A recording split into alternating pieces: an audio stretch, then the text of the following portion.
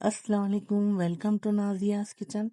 इस independence day बनाइए एकदम हेल्दी और कलरफुल ट्राई कलर इडली, वो भी बिना किसी एडेड फूड कलर के।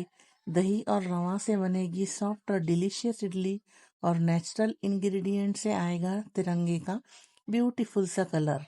इस तरह बच्चों को मार्केट के आर्टिफिशियल फूड कलर से भी बचाइए और उन्हें हेल्दी भी खिलाइए। चलिए बनाते हैं ये स्पेशल इंडिपेंडेंस डे रेसिपी। तो चलिए शुरू करते हैं। जिसके लिए हमने यहाँ पर लिया है हाफ के जी के करीब रवा। अब हम उसमें सॉल्ट ऐड कर देंगे। अब हमने यहाँ पर हाफ के जी जब सूजी ली है तो उसी हिसाब से हमें हाफ के जी इसमें दही ऐड कर देना है।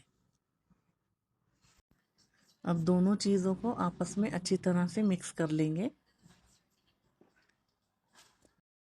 अच्छी तरह से मिक्स करके इसे साइड कर दें। अब चलिए हम आगे की तैयारी कर लेते हैं। जिसके लिए हमें लेना है एक पॉट। पॉट में हम ऐड कर देंगे पालक की भाजी, थोड़ा सा कोतमीर और एक दो हरी मिर्च, और इसके एक फाइन प्यूरी हम तैयार कर लेंगे, जिसे हमें ग्रीन कलर के लिए इडली में यूज़ करना है।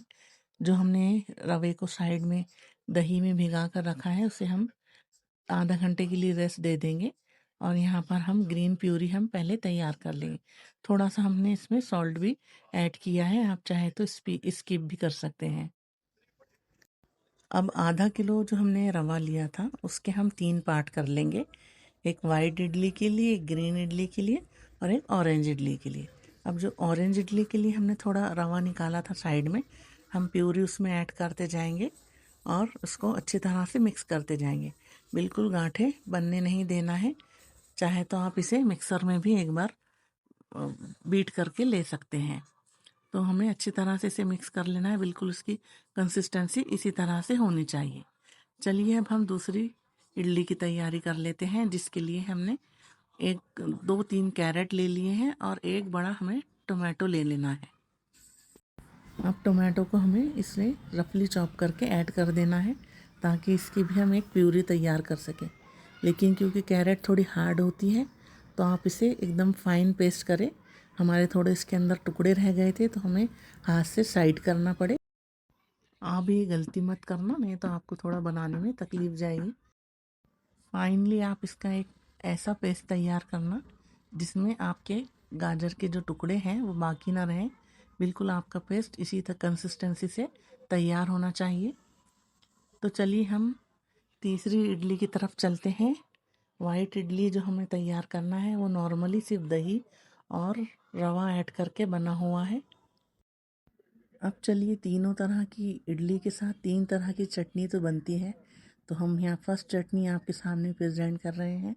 जिसके लिए हमने थोड़े से दालिया ले लिया है और यहाँ पर हम डाल देंगे उसमें एक कटोरी कोकोनट, जो ग्रेटेड कोकोनट है हम इसमें ऐड कर देंगे, और 1 टेबल स्पून हम ज़ीरा ऐड कर देंगे। अब हम ऐड कर देंगे 2 टेबल स्पून के करीब फली के बीज, जो हमें इसमें डाल देना है। और ये जो हम चटनी तैयार कर रहे हैं उसका कलर भी ऑरेंज ही आने वाला है। तो आप वीडियो को पूरा देखिए, स्किप मत करिए, नहीं तो आपके रेसिपी समझ में नहीं आएगी।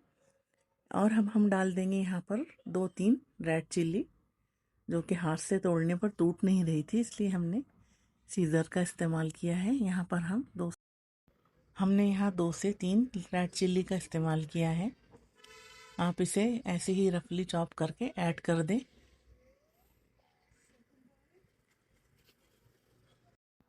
अब हम यहाँ इमली ऐड कर देंगे। 3 से 4 पीसेज हमने बगैर बीज की इमली लिया है, इसमें हम ऐड कर देंगे। और हम अब ऐड कर देंगे इसमें आपके टेस्ट के अकॉर्डिंग सॉल्ट। और बस फिर इसको एक फाइन पेस्ट की तरह तैयार कर लीजिए। देखिए ये चटनी का कलर भी ऑरेंज ही आया है।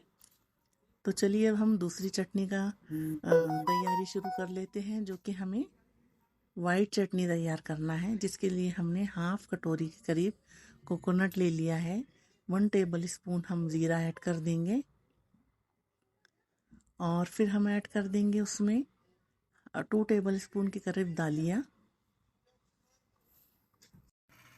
अब हम उसमें ऐड कर देंगे 2 टेबल स्पून फली के बीज।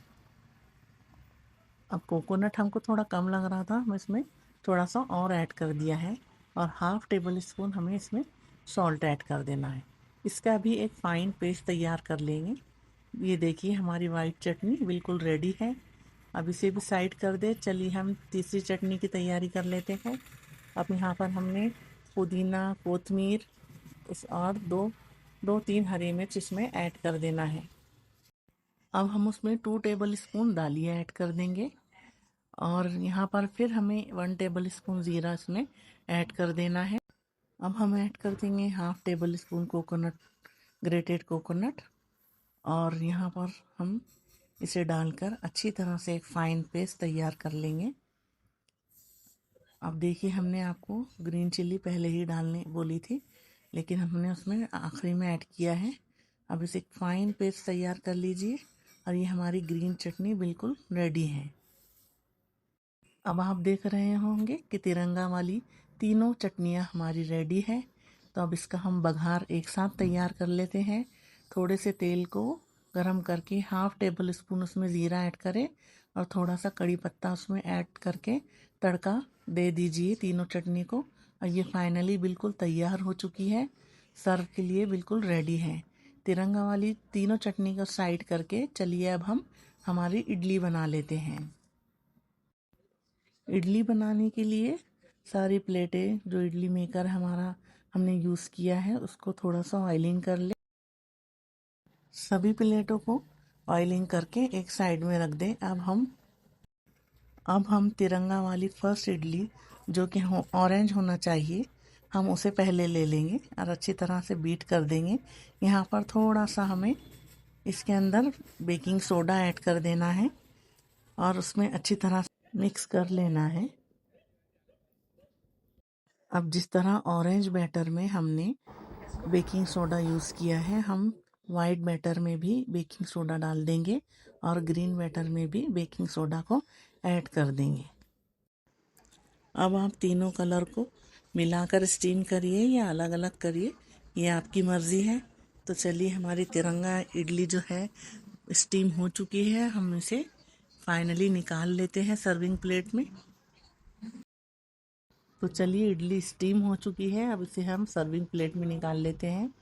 देखिए हमारी तिरंगा इडली बिल्कुल रेडी है और आप इसे प्लीज़ शेयर करना ना भूलें और कमेंट में बताइए आपको ये पसंद आई है या नहीं। नेक्स्ट वीडियो तक अल्लाह हाफिज़।